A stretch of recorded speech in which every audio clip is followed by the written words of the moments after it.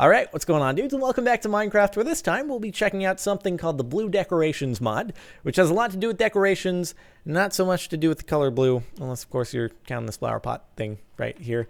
But without further ado, let's me and you do what we gonna do and start the mod review. I feel like I just won a rap battle.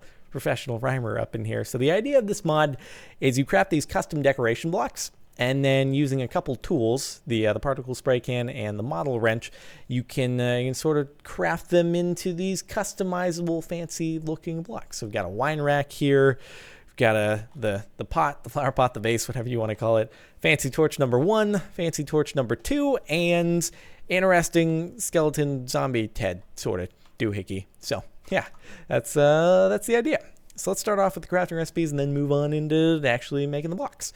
So first and foremost, you'll need the custom decoration blocks, which is what the question mark is. The crafting recipe is as follows. Dyes are substitutable for whatever you want. I just used orange because I like orange, something like that. I drink a lot of orange juice. Maybe that's what it was. Anyway, throw this in a workbench. Out comes the custom decoration blocks, and if we place one down, it looks fairly uneventful. You see the bounding box possibly. If you look hard enough, and I walk on it, but it's just a clear nothingness block. But we can do something with this. So what we need is the model wrench. The way you make that is with some iron ingots, a custom decoration block in the middle, some more iron ingots on the bottom, and that's the second tool in my inventory here. And if we right click on our custom decoration block, then it brings up this whole interface. So what we can do is we can choose from some preset models over here and scroll on through them and choose something that we sort of like. So a drawback is every time you select one, it sets you back to the first page of presets, so I have to scroll through to the next page every time I want to scroll through to a new one. But anyway, as we scroll through, you can see there's some fancy options that we have going on here. This is the Ionic column, I believe, and so I don't know. Say, hey, we're cool with this this preset model. Let's go ahead and tweak it ever so slightly. So we can rotate it. If you hold Shift while you're dragging any of these sliders, it'll sort of snap to some various common stopping points. So let's see. I don't know. I want it turned slightly. I want to increase it in size, so it's like we got a serious pillar going on over here. So 5 times scale. Check that out. It works sort of similar to the item frames in that, like, you know, if you go out of frame of an item frame, it sort of disappears on you. Same sort of thing with these blocks. If you let the original little block here go out of frame, it disappears. So that's the drawback with having the bigger blocks. So keep that in mind. But anyway, so we can click on it again from long range. Keep on editing it. You can edit the bounding box of it. So I don't know. Say we have let's bring it back down a little bit smaller. You notice how the bounding boxes out here they're a little bit wide. So we want to bring them in a little bit. So we can bring it in and bring it in a little bit more. That's the Y. So we want the Z, bring that in just a little bit and bring that in. So it just shrinks the bounding box a little bit, so you're less likely to accidentally destroy it if you're not aiming for it. Just like you would do with fences and torches, they have smaller bounding boxes. On the next page, what we can do is we can adjust the actual location of it within its block space. So we can put it way high up if we wanted to. We can move it around on the horizontal plane wherever we want it to be. And then, despite the bounding box being over here, the block's floating up here. If I hit that block, it's not going to destroy it. I'd have to hit the bounding box itself. We can rotate it if we want. So I don't know, want it crazy like that or something. Rotate it Y, rotate Z, some weirdness going on, and then we can actually change the color of it. This one it's not very saturated, but still you can see some color, and then we can adjust the transparency, the alpha. So that's a basic overview of all the controls.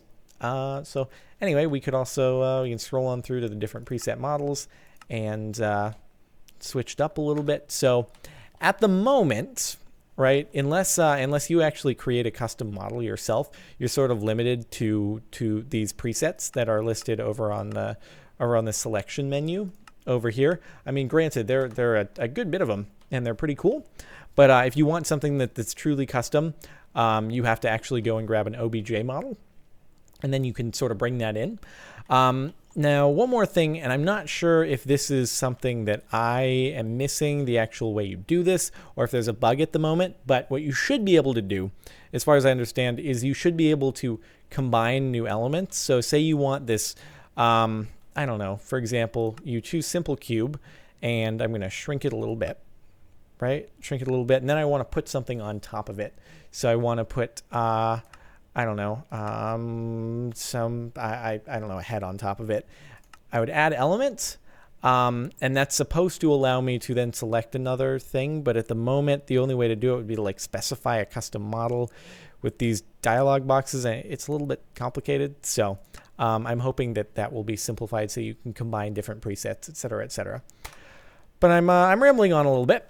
You're probably interested in what the other tools do. So we have the particle spray can, and that's how I created this custom little flame here on the torch. So the crafting recipe is firework basic charge template. What's the exact name of that?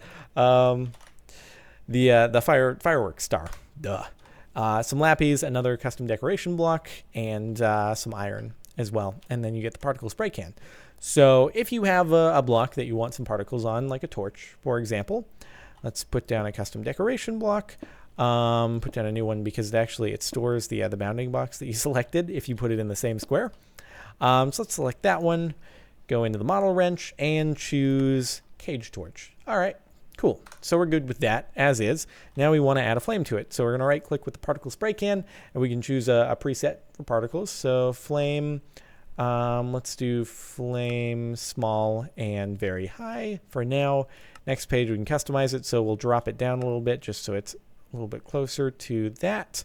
And then, I don't know, we want to change the color. So we change the RGB values over here, and then we've got a nice red flame. Cool. So that's the idea of the particle spray can. And let's set it back to daytime.